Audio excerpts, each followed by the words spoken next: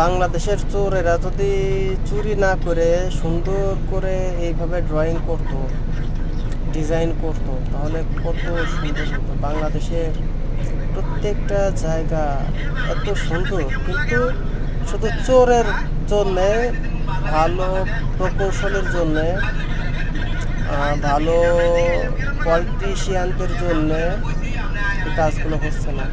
এভাবে এত সুন্দর করে ড্রয়িং করছে এরা, মানে দেখতেই মন চায় শুধু। এভাবে যদি বাংলাদেশে করা যেত, 18 কোটি তো কোনো ব্যাপারই না। 18 কোটির লোক কি খুব বেশি? খুব বেশি না। এই লোকগুলাকে খুব সুন্দর করে স্থানান্তর করা যেত। শুধু চোর আর দুর্নীতিবাজদের জন্য এগুলো হয় না। যেমন ইদানিং ডাকসুতে 200 কোটি টাকার একটা বাজেট, সেগুলো নাকি বাস্তবায়ন করতে চাচ্ছে না। কারণ কি, যদি করতে পারে তাহলে তো আর দুর্নীতি করতে পারবে না। এই টাকাগুলা এখন কাজ করবে না, পরে কিছুদিন পরে এই টাকাগুলো যাতে পকেটে ভরে নিতে পারে।